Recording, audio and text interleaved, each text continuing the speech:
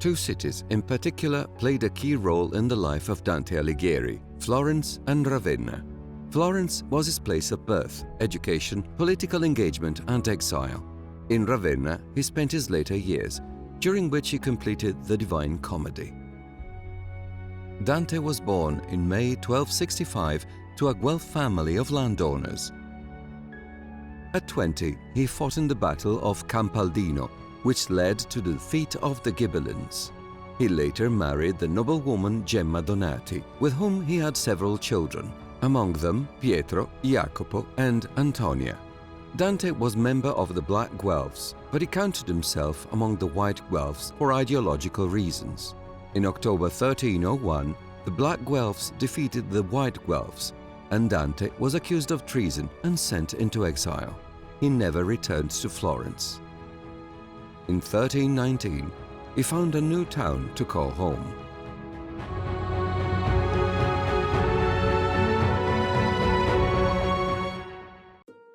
Ravenna was his final resting place. He lived there for about 3 years as guest of the family of Guido Novello da Polenta, who had ruled the city since 1275. The poet had undoubtedly visited there several times previously, as the Divine Comedy features many places and famous people of the time. Dante shared part of his residence with his children Pietro, Jacopo and Antonia. During his return from a trip to Venice on behalf of the da Polenta family, the poet contracted malaria fever and died during the night of the 12th and 13th September 1321. In 1780, Cardinal Luigi Gonzaga commissioned architect Camillo Morigia to construct Dantes Tomb. The small neoclassical temple with a square plan was built in the place of the original chapel commissioned by Guido Novello da Polenta after the poet's death, and is located next to the Basilica of St. Francis and the ancient Franciscan cloisters. The building today shows some changes compared with the original design, but overall it has maintained its characteristic features. The current bronze doors have replaced the original wooden and iron ones, which are kept with the keys in the Dante Museum. The interior is covered with polychrome marble and contains the sepulchral ark in which the remains are enshrined. Above the ark, there is one of the most famous images of Dante, the bas-relief sculpted by Tullio Lombardo in 1483, which portrays him absorbed in reading. The lamp that hangs in the center burns perpetually with oil from the Tuscan hills, donated every year by the Florence municipality during the oil ceremony, which takes place on the second Sunday of September in memory of Dante's death. The tomb of the great poet is undoubtedly a must-see for anyone visiting Ravenna.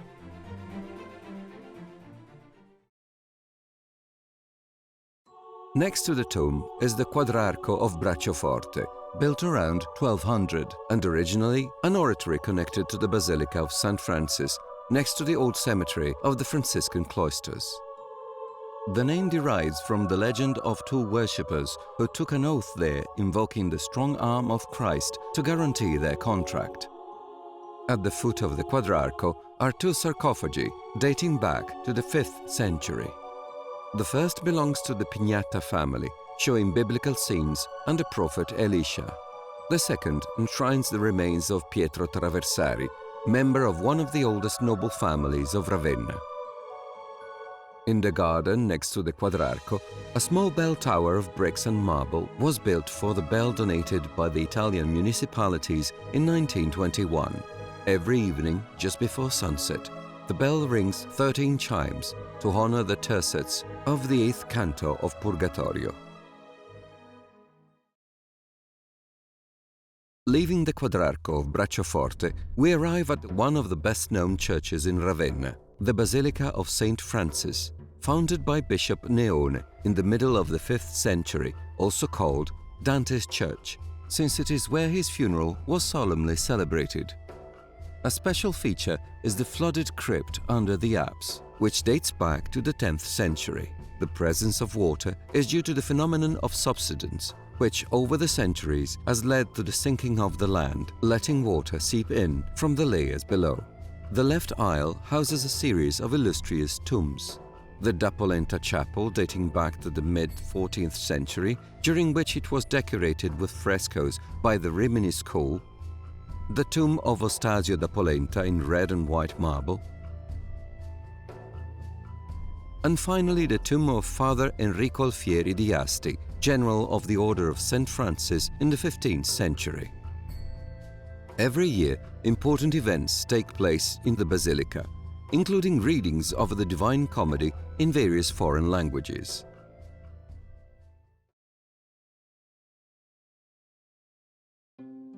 Next to the church is the Monastery of St. Francis, which was built starting from 1261 and over the centuries has undergone numerous restorations, the last of which was completed in 2010 by the Cassa di Risparmio di Ravenna Foundation, who today own the complex. The first cloister that welcomes us is called the Double Porch for its double colonnade with cross vaults. The second, closer to the tomb, is the cistern cloister, also called Dantes Cloister. Numerous coats of arms line the walls under the arcades, a tribute to the great poet by the Italian cities. The upper level of the former monastery contains the Dante Museum, where important memorabilia, an educational section, and the precious Montevideo room can be found. On the same floor, the Dante Center hosts a vast collection of texts related to Dante Alighieri. A library preserves precious codexes and printed books, including the first edition of the Divine Comedy of 1472. An interesting piece is the entire work written on one page.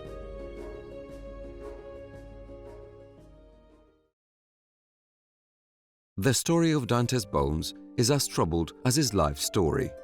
After the funeral, the body was buried in a chapel that, at the time, was built against a wall of the Franciscan monastery in place of the current tomb. The Florentines' claim to his remains remained unsuccessful until 1519, when Pope Leo X, with Michelangelo Buonarroti's support, sent a delegation to Ravenna to retrieve the coffin. But when news of their arrival broke, the friars made a hole through the wall of the monastery during the night and stole the bones. A plaque remembers the event. In 1810, due to the Napoleonic laws, the friars left the monastery and hid the bones in a wooden box in the Quadrarco of Brachioforte, inside a wall that connected the Quadrarco to the Church of St. Francis. Half a century later, during restoration works to mark the 6th centenary of the poet's birth, a bricklayer happened upon the box. The precious bones were rearticulated and put on display to the incredulous public under the Quadrarco, inside a transparent coffin, which is now kept in the Classense Library.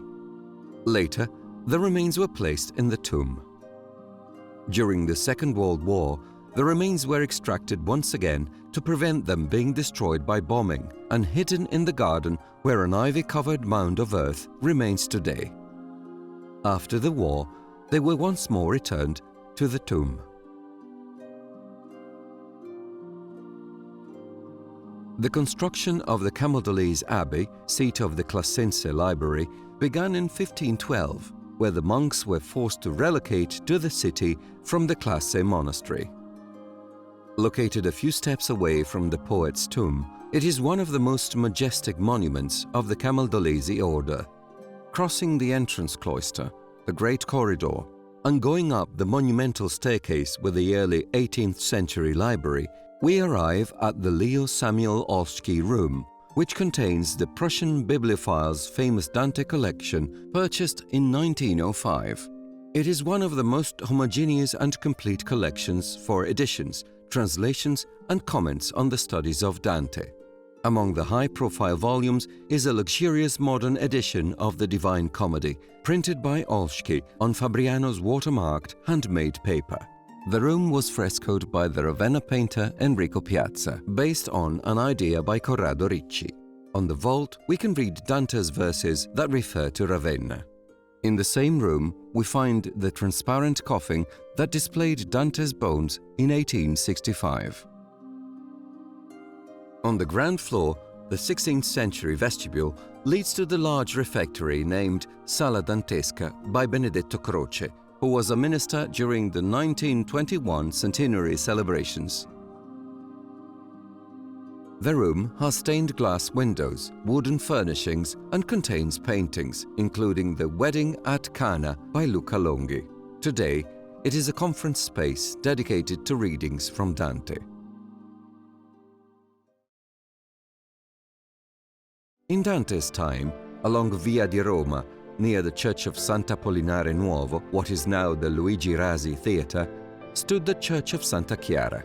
Commissioned by Chiara da Polenta in 1255, it belonged to the order of the Poor Clares.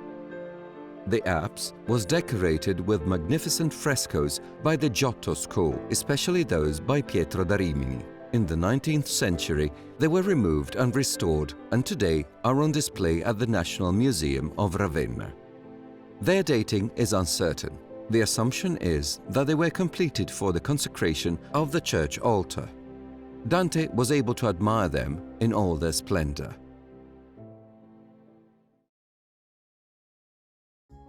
On the 13th of September 1553, the first stone of the Basilica of Santa Maria in Porto was laid, one of the most impressive in Ravenna, a place of worship located in Via di Roma.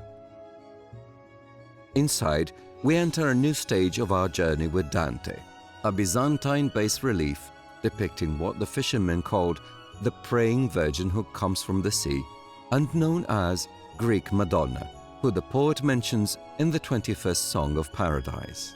According to a legend, at dawn of April the 8th, 1100, the effigy of the Madonna supported by two angels appeared on the seashore.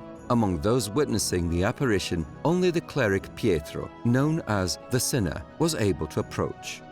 We know about a shrine in the surroundings of Ravenna, today the Porto Fuori area, which had been dedicated to Mary since the 12th century.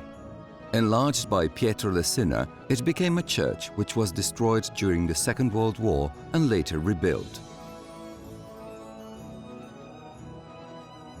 Walking through Ravenna, we come across palace residences of the people who accompanied Dante during his stay. Some have remained similar to the originals, others have changed appearance and function.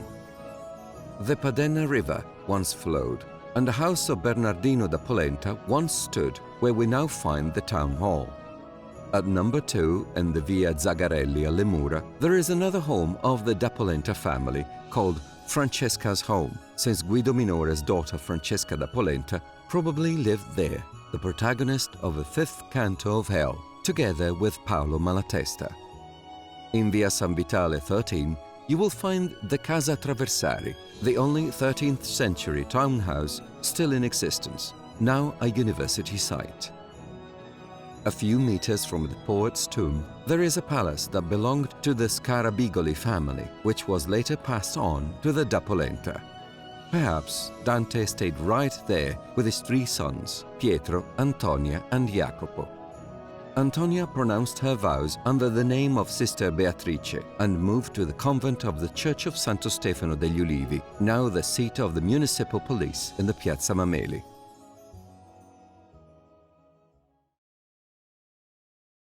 A few kilometers south of central Ravenna, within the Po Delta Park, is the Classe Pine Forest. In Purgatory, Dante writes, "In the pine forest on the shore of Classe," and further, "the divine forest, thick and living." In the Middle Ages, the Classe Pine Forest extended from the Reno River to Cervia and became a property of the Camaldolese monks, which somewhat underlines the close relationship that Dante shared with monastic orders. Walking in the pine forest, you may come across the so-called Dante's Oak, an ancient tree in memory of Dante, who certainly visited these places. The peace, the sounds of the undergrowth, the scent of pine trees, the pools of water and the pathways have for centuries attracted the attention of poets. After Dante, others such as Boccaccio, Byron, Pascoli and D'Annunzio encountered the sublime, in this place.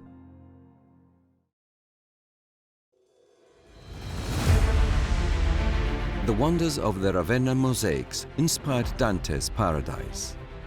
The monuments that contain them may appear bare on the outside, but once you're inside, it's like opening a treasure chest and their beauty becomes apparent.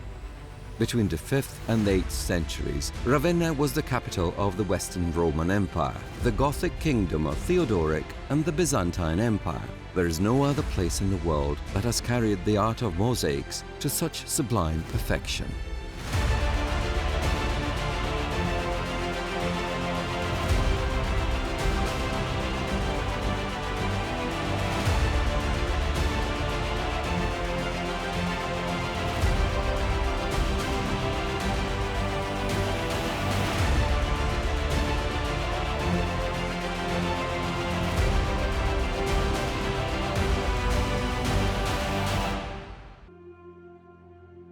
The great poet does not wish to explain the invisible, but tries to make us see it.